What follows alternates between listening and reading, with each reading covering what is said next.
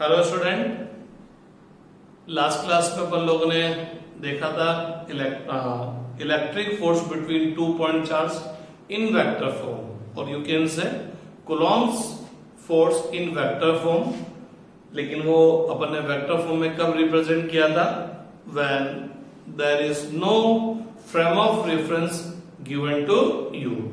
जब आपको कोई फ्रेम ऑफ रेफरेंस गिवन नहीं था तो आपने खुद फ्रेम ऑफ रेफरेंस अपने अकॉर्डिंग चूज किया और फोर्स का डायरेक्शन शो किया। लेकिन आज अपन फिर इलेक्ट्रिक फोर्स कूलॉम फोर्स देखते हैं, इन वेक्टर फॉर्म देखते हैं। लेकिन यहां अब आपकी चॉइस नहीं होगी कि आप इसको किसको फ्रेम ऑफ रेफरेंस लेते हैं, किसको ओरिजिन लेते हैं। क्यों? क्योंकि यहां ऑलरेडी आपको क्या होगा, फ्रेम ऑफ रेफरेंस गिवन होगा। तो जब आपको पहले से ही फ्रेम ऑफ रेफरेंस गिवन है तो अब आप फोर्स का डायरेक्शन कैसे शो करेंगे, फोर्स को वेक्टर फॉर्म में कैसे रिप्रेजेंट करेंगे, तो अपन फिर डिस्कस करते हैं। Coulomb force in vector form when already frame of reference is given to you। तो let us suppose ये दो पॉइंट चार्जेस है Q1 और Q2, ये दो पॉइंट चार्जेस Q1 और Q2, ठीक है। आपको ये दोनों चार्ज गिवन है, दोनों चार्ज गिवन होने के बाद इनका मैग्नीट्यूड पता है, नेचर पता है। अभी हाल फिलहाल दोनों मैंने पॉजिटिव नेचर की ले ली और आपको ये फ्रेम ऑफ रेफरेंस गिवन है और बोला गया कि भाई ये ओरिजिन है और इस ओरिजिन के रेस्पेक्ट में Q1 का पोजीशन वेक्टर R1 वेक्टर है और Q2 का पोजीशन वेक्टर R2 वेक्टर है। मींस आपको इस फ्रेम ऑफ रेफरेंस के इस ओरिजिन के हिसाब से बात करनी पड़ेगी। मींस आपको इसके हिसाब से अब की बार क्या करना पड़ेगा, फोर्स का डायरेक्शन देना पड़ेगा। अपन लोगों ने जब फ्रेम ऑफ रेफरेंस गिवन नहीं था तो ओरिजिन किसको लिया था, उस चार्ज को लिया था जिससे अपन फोर्स देख रहे थे। तो Q1 की वजह से Q2 पर फोर्स देखना था तो अपन ने Q1 को ओरिजिन ले लिया था, और Q2 की वजह से Q1 को देखना था तो Q1 को ओरिजिन ले लिया। लेकिन यहां आपको फोर्स का डायरेक्शन देना पड़ेगा किसके हिसाब से, इस ओरिजिन के हिसाब से। तो गौर फरमाना, आपको Q1 Q2 गिवन होगा, R1 vector R2 vector given होगा। तो यहां आप जो फोर्स रिप्रेजेंट करेंगे वो रिप्रेजेंट करेंगे in terms of Q1 Q2 R1 vector and R2 vector. तो सबसे पहले बात करते हैं force on Q2 due to Q1। तो force on two due to 1, magnitude क्या होगा, K magnitude of first vector, magnitude of Q1 multiply by magnitude of Q2 upon square of distance between them. बोले तो K Q1 बोले तो उस charge का magnitude जो फोर्स लगा रहा है, Q2 बोले तो उस चार्ज का मैग्नीट्यूड जो जिस पर फोर्स लग रहा है, और R क्या हो गई, इनके बीच की डिस्टेंस। लेकिन एक्चुअल में आपको R गिवन नहीं है, एक्चुअल में आपको R गिवन नहीं है, आपको तो ये दोनों गिवन है। ये तो मैंने बोला let the distance between Q1 and Q2 कितना हो गया, R हो गया। ये तो क्या है, मैग्नीट्यूड है force on two due to 1। बोले तो Q1 की वजह से Q2 पर कितना फोर्स लग रहा है, उसका ये केवल मैग्नीट्यूड आया है। लेकिन मेरे को तो इस फोर्स को किसके फॉर्म में रिप्रेजेंट करना है, वेक्टर फॉर्म में। और वेक्टर फॉर्म में रिप्रेजेंट करना है तो मैग्नीट्यूड के साथ साथ क्या आएगी, डायरेक्शन क्या है। डायरेक्शन देने के लिए अपन क्या यूज करेंगे, यूनिट वेक्टर। और इतनी अक्ल अपन में कि Q1 की वजह से Q2 पर जो फोर्स लगेगा, इन दोनों को जो लाइन ज्वाइन करेगी उसी पर लगेगा। तो मैं क्या करता हूं, Q1 से Q2 की तरफ एक यूनिट वेक्टर R12 के ड्रॉ कर देता हूं। तो मैंने Q1 से Q2 की तरफ एक यूनिट वेक्टर R12 के ड्रॉ कर दिया। तो R12 क्या है, is a unit vector whose magnitude is 1 and its direction is from Q1 to Q2। बोले तो इस फोर्स का डायरेक्शन देने के लिए मैं इसी यूनिट वेक्टर को यूज करूंगा। अब पहले फोर्स का डायरेक्शन की बात करें तो अपन जानते हैं कि 2 पॉइंट चार्जेस के बीच में जो इलेक्ट्रिक फोर्स लगता है वो क्या होता है, उन दोनों को जो लाइन ज्वाइन करती है उसी पर लगता है। पेन का टिप कहाँ रखेंगे, उस चार्ज पर रखेंगे जिस पर फोर्स का डायरेक्शन बताना है। तो पेन का टिप यहाँ रखा, ये दोनों लाइक चार्जेस है, तो Q1 Q2 को क्या कर देगा, रिपेल कर देगा, धक्का मार देगा, दूर भेज देगा। तो ये हुआ force on two due to work. तो पता लगा अरे ये तो इस यूनिट वेक्टर के डायरेक्शन में आ गया, तो मैं इसकी डायरेक्शन शो करने के लिए फोर्स के मैग्नीट्यूड को क्या कर दूंगा, इस यूनिट वेक्टर से मल्टीप्लाई कर दूंगा, क्योंकि यूनिट वेक्टर से मल्टीप्लाई करने पर मैग्नीट्यूड तो चेंज नहीं होगा, लेकिन जो डायरेक्शन इसका है वह डायरेक्शन इसका आ जाएगा। देखा जाए तो मैंने इस फोर्स को वेक्टर फॉर्म में रिप्रेजेंट कर दिया, लेकिन एक्चुअल में मेरे को न तो r12 केप गिवन है और नहीं distance between Q1 and Q2 given है। ये तो मैंने खुद ने बोल दिया कि लेट इनके बीच के डिस्टेंस r है और ये जो यूनिट वेक्टर है वो r12 केप है। एक्चुअल में मेरे को गिवन क्या है, Q1 Q2 r1 vector and r2 vector. तो Q1 Q2 तो आ गया, लेकिन ये r मैंने लिया, ये r12 केप मैंने लिया, तो इसका मतलब मेरे को क्या करना पड़ेगा, इस r को और इस r12 केप को इनके फॉर्म में रिप्रेजेंट करना पड़ेगा। r क्या चीज है, distance between Q1 and Q2। तो इसके लिए मैं क्या करता हूं, r1 वेक्टर और r2 वेक्टर क्या थे, position vector of Q1 and Q2 with respect to origin respectively. अब मैं क्या करता हूं, मेरे को गिवन तो क्या था, Q1 और Q2 का पोजीशन वेक्टर गिवन था विद रेस्पेक्ट टू ओरिजिन को, लेकिन मैं क्या करता हूं, Q1 से Q2 की तरफ, Q1 से Q2 की तरफ एक वेक्टर ड्रॉ कर देता हूं। Q1 से Q2 की तरफ मैंने क्या कर दिया, एक वेक्टर ड्रॉ कर दिया और उस वेक्टर को नाम दिया मैंने r12 के। तो कोई बता सकता है अगर मैं किसी पॉइंट से किसी दूसरे पॉइंट की तरफ एक वेक्टर ड्रॉ कर दूं तो इस वेक्टर को क्या बोलेंगे, position vector of Q2 with respect to Q1, और position vector of Q2 with respect to Q1 क्या देगा कि भाई इन दोनों के बीच की डिस्टेंस कितनी होगी और Q2 Q1 के रेस्पेक्ट में किस डायरेक्शन में होगा। तो ये जब मैं Q1 से Q2 की तरफ एक वेक्टर ड्रॉ करता हूं तो इस वेक्टर को अपन बोलेंगे position vector of Q2 with respect to Q1, और इस पोजीशन वेक्टर का मैग्नीट्यूड बोले तो लेंथ ऑफ दिस एरो, और length of this arrow gives the distance between Q1 and Q2। तो r12 वेक्टर का जो मैग्नीट्यूड होगा वो मेरे को क्या देगा, distance between Q1 and Q2, और r12 केप की जो डायरेक्शन है वो मेरे को क्या देगी कि Q2 Q1 के रेस्पेक्ट में किस डायरेक्शन में है। तो इसका मतलब क्या हुआ, r किसके इक्वल हो गया, मैग्नीट्यूड ऑफ r12 वेक्टर। तो अगर मेरे को इस r को फाइंड आउट करना है तो इसका मैग्नीट्यूड फाइंड आउट करना पड़ेगा। इसका मैग्नीट्यूड तो मैं बाद में फाइंड आउट करूंगा, पहले मैं इस वेक्टर को फाइंड आउट करूंगा। तो कोई इस डायग्राम को देख के बता सकता है क्या कि r12 वेक्टर को मैं r1 वेक्टर और r2 वेक्टर के फॉर्म में क्या राइट करूं, कि r12 वेक्टर को r1 vector minus r2 vector बोलूं, कि r12 वेक्टर को r2 vector minus r1 vector बोलूं, कि r12 वेक्टर को r1 vector plus r2 vector बोलूं। आप में से कोई बताए, 11 में मैं बहुत सीख के वेक्टर आपको टीच करता हूं, वेक्टर पढ़ाता हूं, तो वहां की आप अब आएंगे। मैंने थोड़े दिन पहले भी बोला है कि आप वेक्टर पढ़ लीजिए 11 का, क्योंकि बहुत काम आने वाला है। तो बताइए आप मेरे को, तो मेरे को एक चीज याद आती है, मेरी 11 की गीत याद आता है क्या, ड्रॉ द फर्स्ट वेक्टर, पहला वेक्टर ड्रॉ कीजिए, then draw the starting from the arrowhead of first vector draw the second vector। तो फर्स्ट वेक्टर के फाइनल पॉइंट पर अपन क्या कर देते हैं, सेकंड वेक्टर ड्रॉ कर देते हैं। तो क्या होगा, फर्स्ट वेक्टर के इनिशियल पॉइंट से सेकंड वेक्टर के फाइनल पॉइंट की तरफ आप जो वेक्टर ड्रॉ करते हैं तो ये वेक्टर इन दोनों के क्या करता है, एडिशन को रिप्रेजेंट करता है। तो r2 वेक्टर क्या होगा, r1 vector plus r12 vector.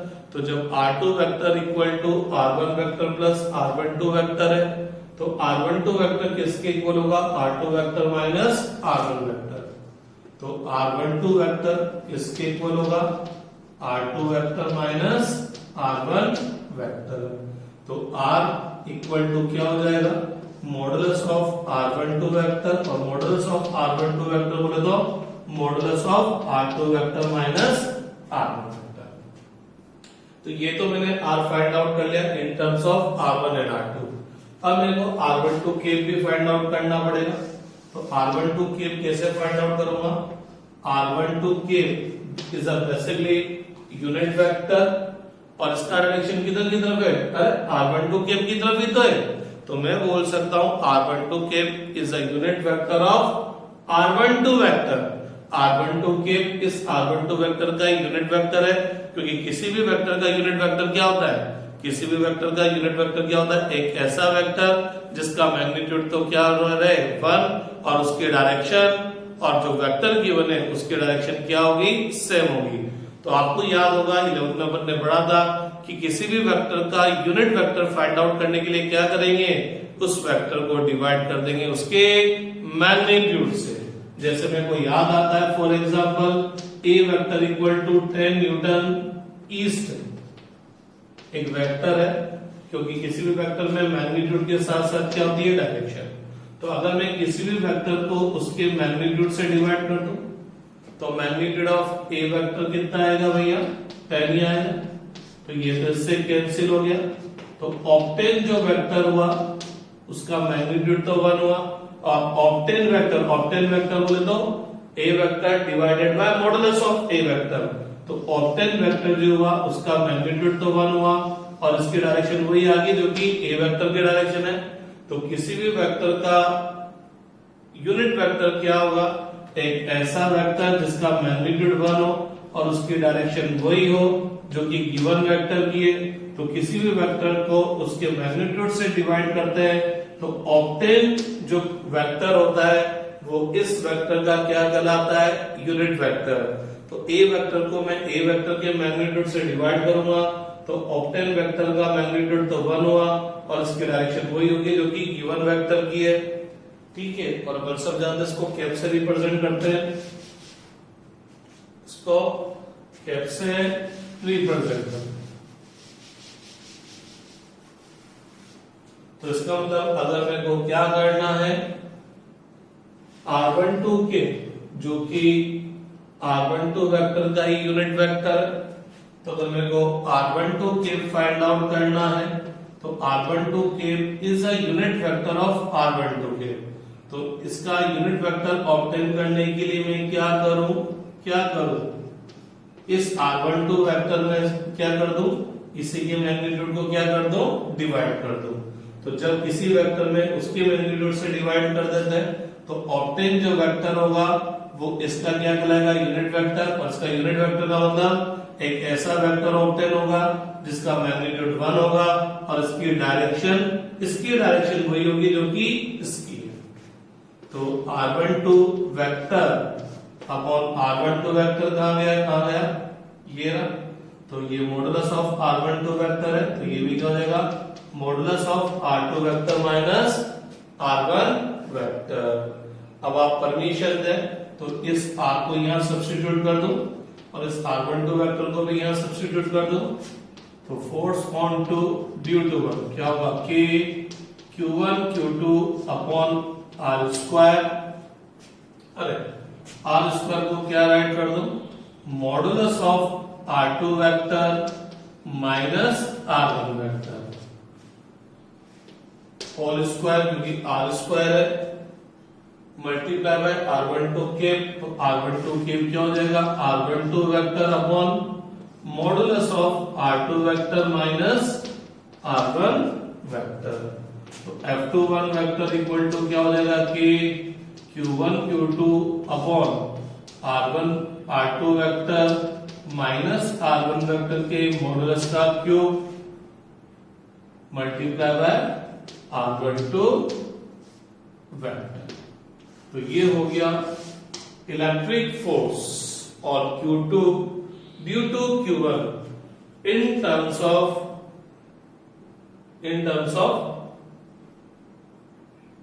Vector और यू कैन से मैंने क्या कर दिया, electric force of Q2 due to Q1 उसको रिप्रेजेंट कर दिया in vector form. Clear. Similarly आप चाहे तो Q2 की वजह से Q1 पर फोर्स सिमिलरली ऐसे कैसे ही फाइंड आउट कर सकते हैं। तो आप थोड़ा सा प्रैक्टिस कीजिएगा, लेकिन मैं थोड़ा सा और बात करता हूं। यहां मैंने आपको बोला कि आपको R12 वेक्टर गिवन है, आपको R1 वेक्टर गिवन है, आपको R2 वेक्टर गिवन है, लेकिन बहुत सी बार आपको वेक्टर्स गिवन नहीं होंगे, आपको इनके कोऑर्डिनेट्स गिवन होंगे। इनके कोऑर्डिनेट्स गिवन होंगे कि भाई Q1 और Q2 यहां पर प्लेस्ड है, जिनके कोऑर्डिनेट्स ये हैं। तो आप कोऑर्डिनेट्स भी पोजीशन बताते हैं और पोजीशन वेक्टर भी पोजीशन बताता है। तो मैंने बोला let the coordinate of Q1 with respect to origin are x1 y1 z1, coordinate of Q2 with respect to origin are x2 y2 and z2। तो बहुत सी बार आपको डायरेक्ट पोजीशन वेक्टर गिवन नहीं होता, आपको कोऑर्डिनेट्स गिवन होते हैं। तो इतना अपन 11 में स्टडी कर आ रहे हैं। कोऑर्डिनेट्स भी क्या करते हैं, किसी पॉइंट का किसी बॉडी की पोजीशन लोकेट करते हैं विद रिस्पेक्ट टू ओरिजिन, और पोजीशन वेक्टर भी क्या करता है, पोजीशन को लोकेट करता है विद रिस्पेक्ट टू ओरिजिन। तो ये पोजीशन वेक्टर और कोऑर्डिनेट दोनों एक ही काम कर रहे हैं। ये R1 वेक्टर भी क्या बता रहा है, Q1 का ओरिजिन के रेस्पेक्ट में पोजीशन, और ये कोऑर्डिनेट्स भी Q1 का O के रेस्पेक्ट में पोजीशन बता रहे हैं। तो जब पोजीशन वेक्टर और कोऑर्डिनेट दोनों एक ही काम करें, दोनों ही क्या करें, Q1 की O के रेस्पेक्ट में पोजीशन बता रहे हैं, तो इसका मतलब ये दोनों इंटरकनेक्टेड होने चाहिए। तो आप में से मेरे को कौन बताने वाला है कि मैं इस पोजीशन वेक्टर को इस कोऑर्डिनेट के फॉर्म में कैसे राइट करूं? बोले तो R1 वेक्टर को मैं x1 y1 z1 के फॉर्म में कैसे राइट करूं, बताइए। तो R1 vector in terms of coordinate क्या होगा, x1 i k plus y1 j k plus z1 k k। क्योंकि अगर मैं इस पोजीशन वेक्टर R1 वेक्टर को रिजोल्व करूंगा, तोड़ूंगा, तो R वेक्टर को जब मैं रिजोल्व करूंगा तो x डायरेक्शन में कंपोनेंट क्या आएगा, x कोऑर्डिनेट, y डायरेक्शन में कंपोनेंट क्या आएगा, y कोऑर्डिनेट, और z डायरेक्शन में कंपोनेंट क्या आएगा, z कोऑर्डिनेट।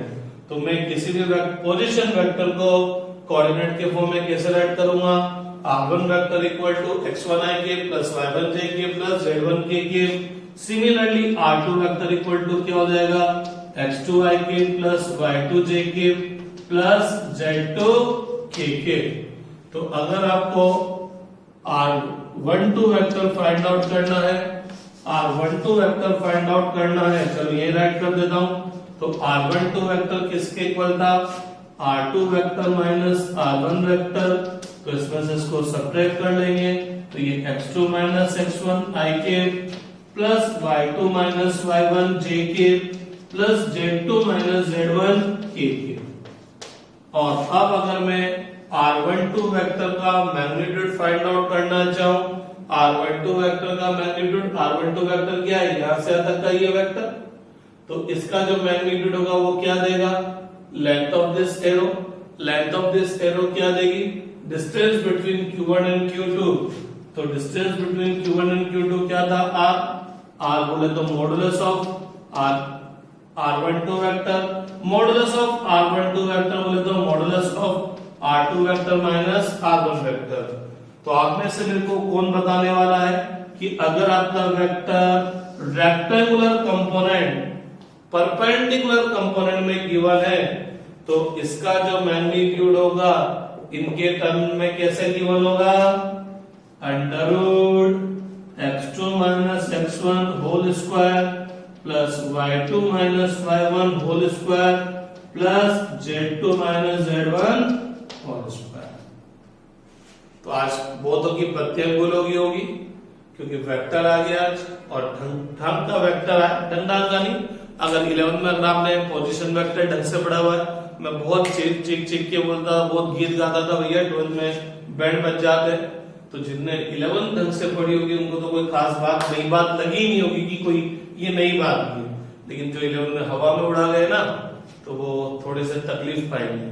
तो इसलिए अभी भी टाइम है आपके पास, वेक्टर आप रीड आउट कर लीजिए, अच्छे से समझ लीजिए। हो सकता है 11 में समझ में नहीं आया, लेकिन अब आप एक साल बड़े हो गए, थोड़ा दिमाग भी खुल जाता है, थोड़ी बहुत फिजिक्स भी पढ़ ली, तो अब आपको चीज भी फटाफट समझ में आ जाएगी। तो अगर आपको ओरिजिन गिवन है तो Q1 की वजह से Q2 पर फोर्स या Q2 की वजह से Q1 पर फोर्स आप इस तरह से फाइंड आउट कर सकते हैं। और बहुत सी बार आपको पोजीशन वेक्टर गिवन नहीं होगा, कोऑर्डिनेट गिवन होगा, तो कोऑर्डिनेट के थ्रू आप पोजीशन वेक्टर ऐसे फाइंड आउट कर लेंगे और modulus of R2 vector minus R1 vector आपको पास ये आ जाएगा। सिमिलरली ये R12 वेक्टर आपके पास ये है। तो ये इन दोनों को यहां सब्स्टिट्यूट कर देंगे, तो ये फोर्स आ जाएगा इन टर्म्स ऑफ कोऑर्डिनेट्स, और यहां पर फोर्स है in terms of position vectors. ठीक है, अब अपन न्यूमेरिकल सोल्व करेंगे। तो आप फटाफट, अगर आपके पास पेन पेपर नहीं है, वैसे तो मैं हमेशा बोलता हूं कि जब भी आप क्लास बैठे आप हमेशा रजिस्टर पेन पेंसिल लिया करें, क्योंकि जो हम पढ़ाते हैं आप अपने हिसाब से उसके नोट्स भी प्रिपेयर करें।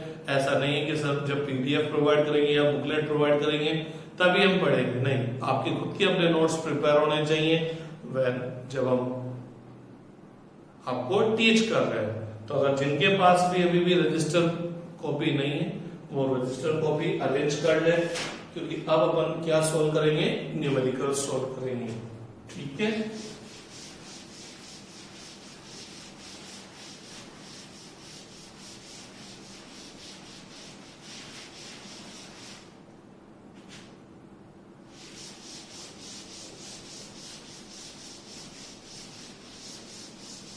तो चलिए मैं इसको तो रब करता रहूंगा, आप क्वेश्चन राइट डाउन कीजिए। 2 point charge plus 2 microcoulomb, 2 point charge plus 2 microcoulomb and plus 10 microcoulomb are placed at a 10 centimeter distance, are placed at a 10 centimeter distance.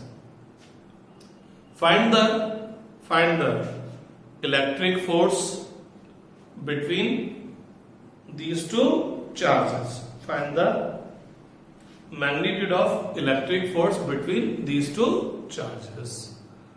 Means 2 microcoulomb और 10 माइक्रोकूलम दो पॉइंट चार्जेस हैं, इनके बीच की distance कितनी है, 10 centimetre. तो आपको क्या करना है, इनके बीच का फोर्स बताना है। ठीक है, नेक्स्ट क्वेश्चन राइट डाउन करेंगे।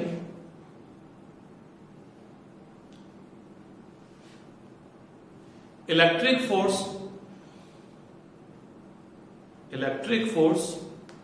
between 2 point charges, electric force between 2 point charges is F Newton. Electric force between 2 point charges placed at a distance r, is F Newton. Electric force between 2 point charges placed at a distance r is F Newton. If the distance between them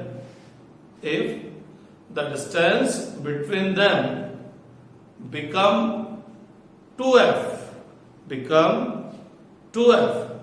then find the percentage change in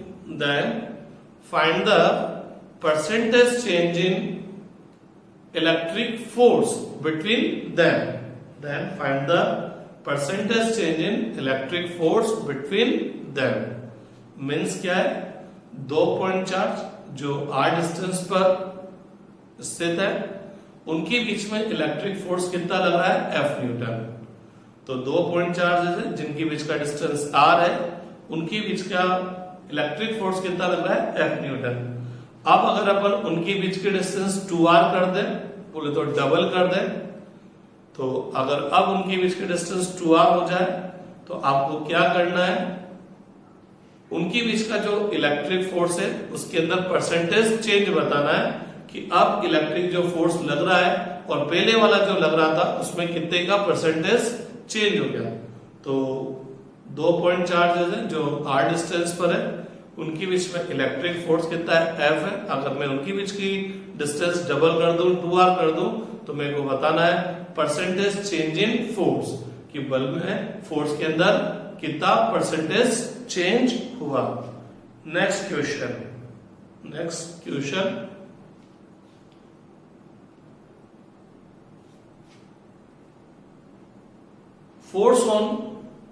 force on 5 microcoulomb due to force on 5 microcoulomb due to 1 microcoulomb is F1 Newton. Force on 5 microcoulomb due to 1 microcoulomb is F1 Newton. And force on 1 microcoulomb due to 5 microcoulomb is F2.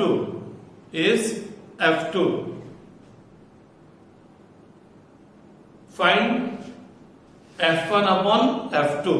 Find F1 upon F2. और ये चलो option भी ले लीजिए। F1 upon F2 will be, option दे देता हूं इसमें, F1 upon F2 will be, first option है 1:5, 1:5। Second option 5:1, third option 1:1 and fourth option none of this, इनमें से कोई नहीं। तो मैंने क्या बोला कि 5 माइक्रोकूलम चार्ज पर 1 माइक्रोकूलम चार्ज की वजह से कितना फोर्स है, F1 Newton. 1 microcoulomb charge 5 microcoulomb पर कितना लगा रहा है फोर्स, F1 न्यूटन। 1 माइक्रोकूलम पर 5 माइक्रोकूलम की वजह से फोर्स कितना है, F2 न्यूटन। तो आपको फाइंड आउट करना है F1 अपॉन F2। तो चलिए आप ये तीनों क्वेश्चन सोल्व कीजिए फटाफट।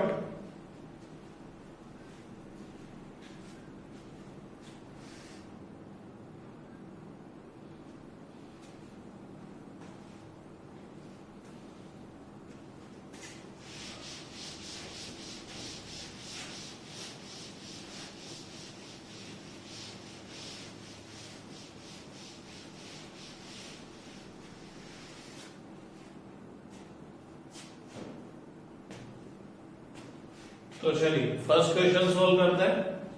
क्वेश्चन बोलता है 2 माइक्रोकूलम और 10 माइक्रोकूलम चार्जेस के बीच का डिस्टेंस कितना है भैया, 10 सेंटीमीटर। इन दोनों के बीच का आपको क्या बताना है, इलेक्ट्रिक फोर्स। तो इसको अपन ने Q1 बोल दिया, इसको अपन ने Q2 बोल दिया। तो अपन को पता है electric force between 2 point charge, तो 2 पॉइंट चार्जेस के बीच का जो इलेक्ट्रिक फोर्स है वो कितना होता है, K Q1 Q2 upon R²। जब तक मीडियम कुछ भी नहीं बोला जाएगा, K का वैल्यू कितना होगा, 9 10⁹ Q1 की वैल्यू कितनी है, 2 माइक्रोकूलम। तो बहुत सारे स्टूडेंट Q1 को केवल क्या लिख देंगे 2 और Q2 को क्या लिख देंगे 10। जैसे ही आप ये लिखते हैं, क्योंकि अपन यूनिट्स तो लिखते ही नहीं, तो यहाँ पर क्या हो जाएगा, ब्लंडर हो जाएगा। क्यों ब्लंडर हो जाएगा, क्योंकि अपनी फिजिक्स के अंदर आप कॉपी में ऊपर ही ऊपर लिख लीजिए इन फिजिक्स अपन कौन सा सिस्टम यूज करते हैं, SI सिस्टम यूज करते हैं। तो या तो आप यहाँ यूनिट्स मेंशन कीजिए कि माइक्रोकूलम या माइक्रोकूलम, अपन जनरली मेजर मेंशन नहीं करते, इसी तरह से यहाँ पर भी राइट करना पड़ेगा newton into metre square upon coulomb square. तो अपनी जनरल प्रैक्टिस नहीं है कि अपन न्यूमेरिकल करते टाइम पर या फॉर्मूले के अंदर वैल्यू सब्स्टिट्यूट करते टाइम पर यूनिट्स भी राइट डाउन करें। वैसे करें तो बहुत अच्छा होता है, लेकिन अपनी प्रैक्टिस नहीं है। तो आप क्या कीजिए, हैबिट डाल लीजिए, जब भी कोई क्वांटिटी को आप फॉर्मूले के अंदर सब्स्टिट्यूट करेंगे तो वो कौन से सिस्टम में यूज, कौन से सिस्टम में राइट डाउन करेंगे, इन एसआई सिस्टम। तो भैया लोगों in SI system unit of charge micro coulomb नहीं होता, कूलम होता है। तो अपन इस 2 माइक्रो कूलम को कूलम में कन्वर्ट करेंगे। तो माइक्रो बोले तो 10 टू द पावर -6। तो कूलम में अगर मैं बोलना चाहूंगा तो मैं ये बोलूंगा 2 multiply by 10 to the power -6 coulomb. Similarly 10 micro coulomb है तो 10 to the power -6 upon R square. Again distance जो गिवन है वो सेंटीमीटर में गिवन है, तो इसको मीटर में कन्वर्ट करूं तो 10 सेंटीमीटर को मीटर में कन्वर्ट करेंगे तो 100 से डिवाइड करेंगे आर स्क्वायर। तो F equal to 18 multiply by यहाँ 10 टू द पावर -12 आएगा। चलो मैं लिख ही दूं 10 to the power 10 multiply by 10 to the power -12 और ये क्या हो जाएगा 0.01।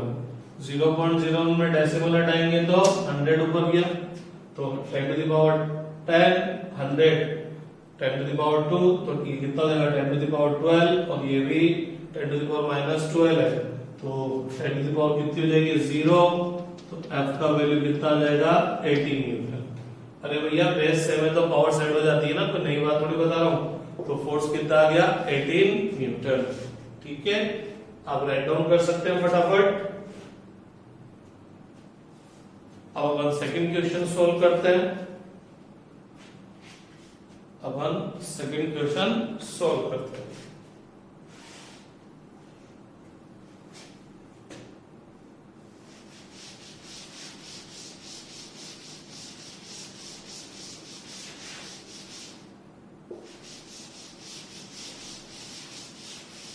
सेकंड क्वेश्चन क्या बोलता है कि 2 पॉइंट चार्जेस है। सेकंड क्वेश्चन क्या बोलता है 2 पॉइंट चार्जेस है, इनकी बीच की डिस्टेंस कितनी है भैया r है। तो इनके बीच में जो इलेक्ट्रिक फोर्स लगेगा वो कितना लगता है F। तो F इक्वल टू कितना होगा कि Q1 Q2 upon R square. अब मैंने क्या करा Q1 Q2 पर कोई छेड़खानी नहीं करी, मीडियम कोई चेंज नहीं किया, लेकिन Q1 और Q2 के बीच का डिस्टेंस क्या कर दिया डबल कर दिया। तो now distance between Q1 and Q2 कितना हो गया 2R। तो नो डाउट डिस्टेंस चेंज करूंगा तो फोर्स चेंज होगा। तो अब की बार जो न्यू फोर्स होगा, अब की बार जो न्यू फोर्स होगा वो कितना होगा F equal to F dash equal to K Q1 magnitude. Q1 बोले तो वो चार्ज जिसकी वजह से फोर्स लगता है, Q2 बोले तो वो चार्ज जिस पर फोर्स लग रहा है, upon square of distance between them. तो इनके बीच की डिस्टेंस कितनी है 2R। तो 2R का स्क्वायर कर दिया।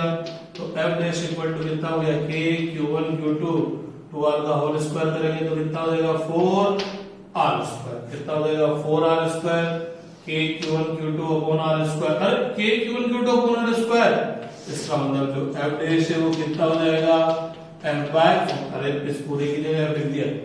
तो कहने का मतलब जो न्यू फोर्स होगा वो इनिशियल फोर्स का 1/4 टाइम्स होगा, 1/4 टाइम्स होगा। बोले तो चौथाई हो जाएगा, 1/4 रह जाएगा। लेकिन मेरे को आंसर ये नहीं देना, मेरे को आंसर देना है परसेंटेज चेंज इन फोर्स, कि इलेक्ट्रिक फोर्स में जो परसेंटेज चेंज हुआ वो कितना होगा। ठीक है ना।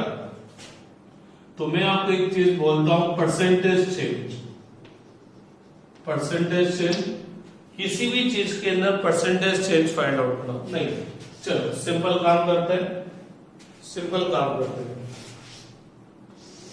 चेंज क्या होता है, जैसे मान लो कोई वैल्यू बदल गई, चेंज क्या होता है किसी भी क्वांटिटी के अंदर, चेंज क्या होगा, क्या होगा initial final value minus initial value, ये चेंज होगा।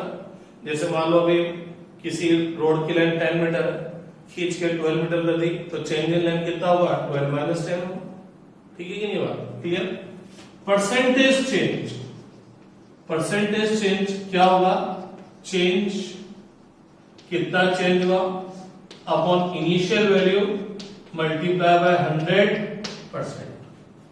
तो ये परसेंटेज चेंज फाइंड आउट करने का फॉर्मूला है। और फरमाना मैंने परसेंटेज चेंज इन फोर्स कुछ भी नहीं बोला, दुनिया में किसी भी क्वांटिटी का percentage change in percent find out करना है, तो आप क्या करेंगे, चेंज को इनिशियल वैल्यू से डिवाइड करेंगे और फिर किससे मल्टीप्लाई कर देंगे, 100 से। और चेंज किसके इक्वल है, final value minus initial value upon initial value multiply by 100। तो चेंज इन फोर्स की बात करो, परसेंटेज चेंज इन फोर्स क्या होगा, फाइनल वैल्यू कितनी है, एफ डैश न्यू फोर्स, पहले वाला फोर्स कितना था, F upon initial value multiply by 100। Final value किसके इक्वल आया, एफ बाय 4 के इक्वल आया, minus F upon F multiply by 100। ये कितना आएगा, 4 एलसीएम लेंगे तो यहाँ 4f आ जाएगा, f में से 4f जाएगा तो कितना बचेगा, क्या बचेगा, 3f, तो minus 3f upon 4f multiply by 100, f से f कैंसिल हो गया, ये 4 से 100 कितने टाइम्स कैंसिल हुआ, 25, तो यह माइनस 75%। बच्चे बोलेंगे सर बोला 25 लिखा 75, 4 से 100 25 टाइम्स कैंसिल होगा, 25 को 3 से मल्टीप्लाई करेंगे 75। नेगेटिव साइन आ रहा है, घबराने की जरूरत नहीं, नेगेटिव साइन बोल रहा है कि फाइनल वैल्यू इनिशियल वैल्यू से क्या है, कम है। तो आप बोल सकते हैं परसेंटेज चेंज इन फोर्स कितना होगा, 75%। बोले तो 75% क्या हो जाएगा, वो डिक्रीज हो जाएगा क्योंकि नेगेटिव आ रहा है, नेगेटिव आ रहा है। ठीक है, अब नेक्स्ट क्वेश्चन देखते हैं। ये फॉर्मूला तो आप ओपी के अगेन रजिस्टर में ऊपर लिख लीजिए, क्योंकि ये फॉर्मूला तो पूरी फिजिक्स में लगेगा जब भी परसेंटेज चेंज आपको फाइंड आउट करना है। जब भी आपको परसेंटेज चेंज फाइंड आउट करना है, change upon initial value multiply by 100। ये तो आप लिख ही लीजिए क्योंकि ये हर चैप्टर में हर टॉपिक में आ सकता है, किसी भी जगह आ सकता है।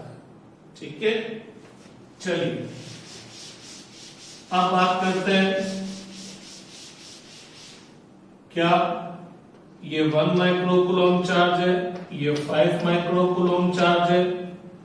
1 माइक्रोकूलम 5 माइक्रोकूलम पर कितना फोर्स लगाता है, F1, 5 1 पर कितना लगाता है, F2। तो बताओ कौन ज्यादा, तो भैया लोगों 1 5 पर जितना लगाएगा 5 भी 1 पर उतना ही लगेगा। कैसे, चलो देख लेते हैं कैसे। F1 equal to K Q1 बोले तो वो चार्ज जो फोर्स लगा रहा है, Q2 बोले तो वो चार्ज जिस पर फोर्स लगा है, upon R square, force on 1 due to K। Q1 बोले तो वो चार्ज जो फोर्स लगा रहा है, Q2 बोले तो वो चार्ज जिस पर फोर्स लग रहा है, upon square of distance between them. अरे ये क्या है, सेम, तो F1 अपॉन F2 कितना आएगा, 1:1। और यूं भी भैया 9th क्लास में न्यूटन साहब पढ़ा चुके हैं क्या, कि for every action force there is a reaction force, both are equal in magnitude, opposite in direction.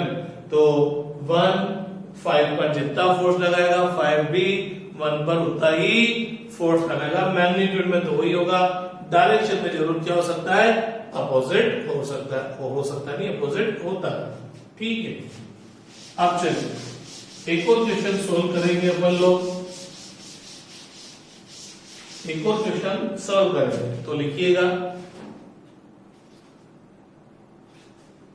Electric force between 2 point charge,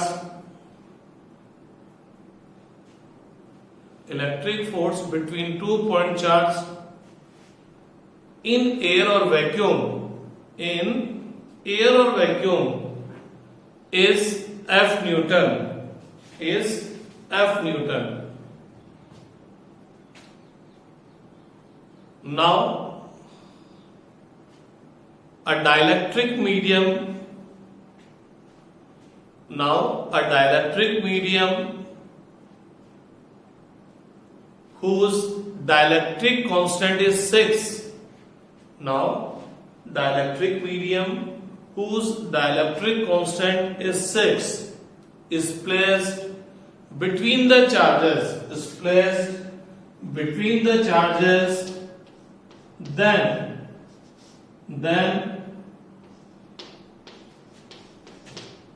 what will be the force, then what will be the force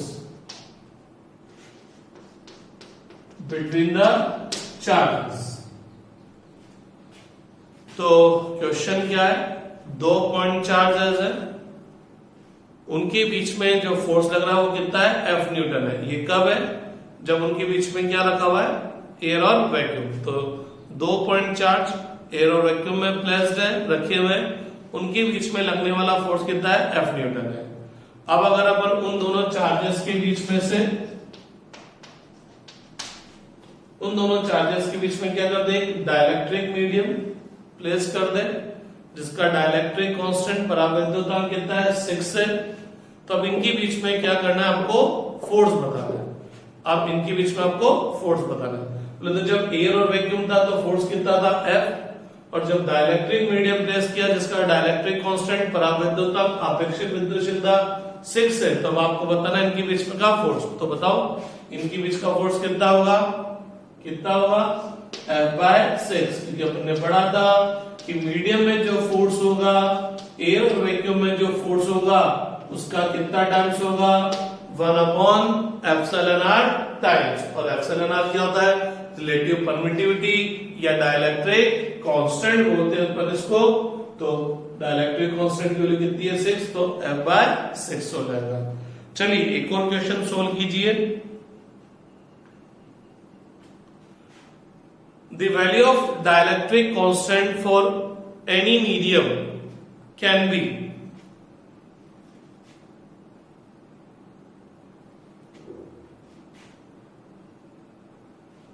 मैं थोड़ा सा और सही कर दूं, the value of dielectric constant for an insulator can be, means कोई भी insulator है उसकी डाइलेक्ट्रिक कांस्टेंट की वैल्यू क्या हो सकती है। First option 0.5, second option 1, third option 40 and last option infinity. तो एक इंसुलेटर मीडियम का डाइलेक्ट्रिक कांस्टेंट हो सकता है कौन सा, ये बताइए।